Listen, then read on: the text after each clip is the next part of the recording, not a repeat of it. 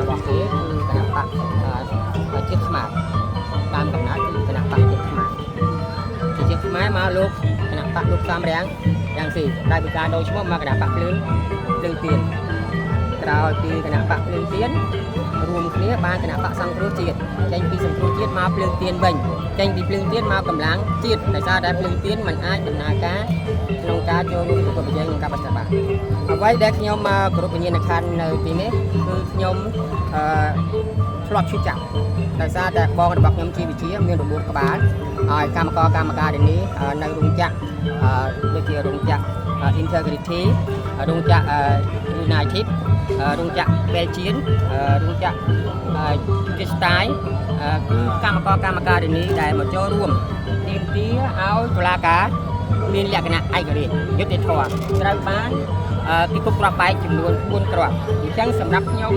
ថ្ងៃនេះគឺមិនមែនតែថ្ងៃនេះទេគឺខ្ញុំមកជារៀងរាល់ឆ្នាំនៅទីនេះទោះបីខ្ញុំនៅជាប្រធានសហជីពក៏ខ្ញុំមកប្រារព្ធខ្ញុំជាស្ថិតដឹកនាំគណៈបកកម្លាំងជាតិក៏ខ្ញុំមកប្រារព្ធអញ្ចឹងទោះបីវាមានរយៈពេល28ឆ្នាំក៏ដោយតែខ្ញុំនៅតែគោរពនៅវីរភាពវីរៈបាតកោទាំងកម្មករទាំងអ្នកនយោបាយក្នុងនោះក៏មានលោកសំរងស៊ីហើយក៏មានការស្លាប់អិសរាជជននយោបាយរបស់គណៈបកសំរងស៊ីផងដែរបាទយើងមើលពី30ឆ្នាំនេះតើមានបានដំណឹងល្អពីប្រមុខរដ្ឋាភិបាលហើយកាន់តែបដិបត្តិជាទូទៅរដ្ឋាភិបាលគាត់មិនដែលបង្ហាញថាអ្នកណាជាអ្នកពុកហើយអ្នកណាជាអ្នកនៅពីក្រោយខ្នងទេប៉ុន្តែសម្រាប់យើងដែលជាអ្នកនៅសល់អ្នកនៅរស់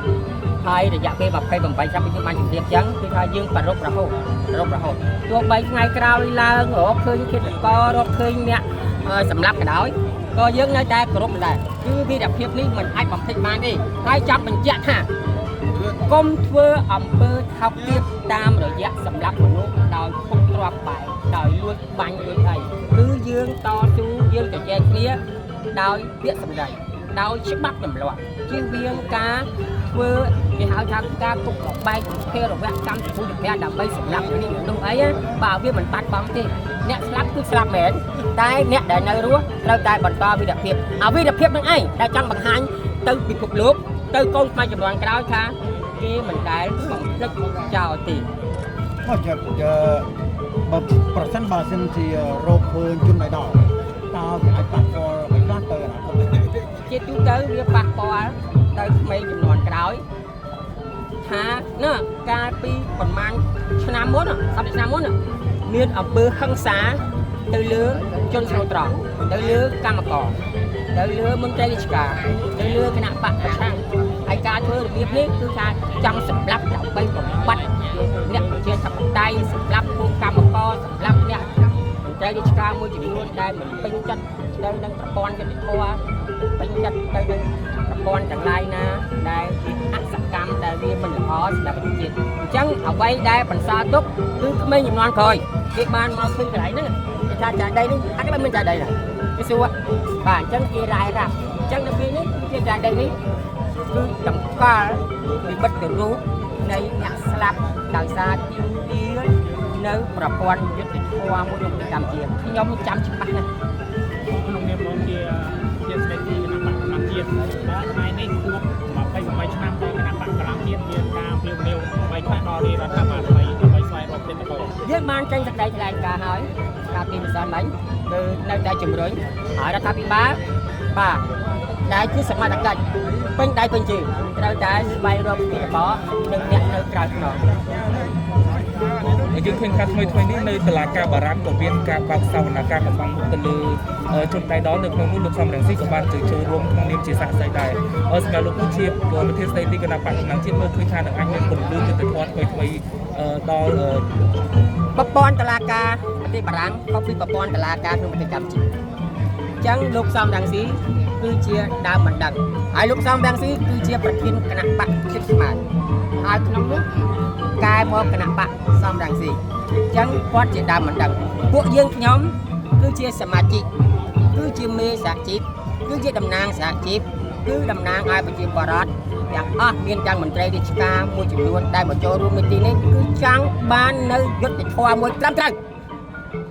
ហើយយើងដឹងការឈឺចាប់សម័យគប់ក្របបែកហ្នឹងគឺ bà con như thua chân mưa ngư cầm co thưa ba cầm co từng ngõ mà ban mà đo ba năng nam mình nước slap đá nè slap bọc lặp bay đứng rương sậy slap banh mình nước trao rương sậy thiệt chẳng thua ai của những nhóm năng mình cái bàn tỷ chẳng sầm đạp lục xong đằng xí đài quạt đây cái đáng chỉ môi năng bật bà đáng đại sa tại quạt chia tranh chiết bà đáng đi trên quạt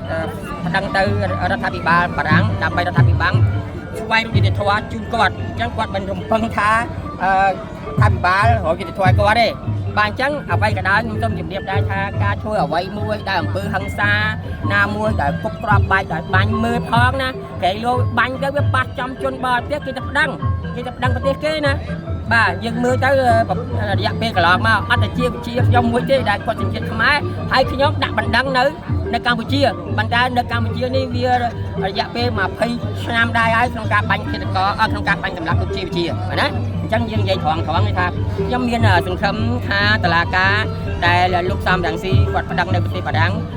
มีวิสัยหลับเพียบอ๋อสำหรับบรรลุยุติธรรมถึงพวกยังโรงครัวบาดอยากเป็นมาพายของใบชนามนั่นเดิมมีนักพิการเฉินที่นั่นได้ที่กรรมการนี้นะการเฉินนะฉะนั้นกอดชิจ้าบ่าเดินไปแต่กอดบัดบางใดยังสั่นกับบอลกอดคือจะดับเบิ้ลขึ้นกอดมายังนึกเพื่อยานั่งเพียงแต่ดอกป่ะจังเต้ยมมีนจุ่มเนื้อทางตลาดกาปรังเวลาเชียงตลาดกาสกไม้ไทยไว้ได้ลูกซ้ำดังซีประดังได้ตลาดกาปรังดังซ้ำกอดที่สังเกตปรังระยะពេល28ឆ្នាំដែលជនរងគ្រោះបានរងគ្រោះដោយសារគុកក្របបែកដៃនេះថាតើលោកគ្រូរំពឹងថារដ្ឋាភិបាលនៅតែបន្តស្វែងរកយុត្តិធម៌ដល់ពួកគាត់ដែរទេទៅរដ្ឋាភិបាលគាត់ថាមិនទាន់បាត់ទេសំណុំរឿងហ្នឹងគាត់នៅតែបន្តអញ្ចឹងគាត់នៅបន្តយូរដែរហើយវា28ឆ្នាំហើយណាខ្ញុំលើកទី5ដូចកិច្ចកម្មទៅលើបងប្រុសរបស់ខ្ញុំលោកជាវិជាអញ្ចឹងរដ្ឋាភិបាលតែថានៅតែបន្តនៅតែបើប៉ុន្តែអ្នកបន្តមួយចំនួនស្លាប់ដែរណាស្លាប់គាត់មានវ័យចំណាស់ចាស់តែគាត់ស្លាប់បាត់ទៅអញ្ចឹងអ្នកក្រោយដឹងអ្នកណាដែលអាចនិយាយថាមិនទាន់បាត់ទេសំណុំរឿងហ្នឹងតែបន្តដែរអញ្ចឹងណាបាទជូនដល់បងប្អូនមានទាំងអស់ដែលបានជួយមកហើយសូមមេត្តាជួយចូលរួមតាមដានព្រោះតែរបស់បានទីផ្ដល់បងប្អូនបាទអរគុណនៅខាងក្រៅណា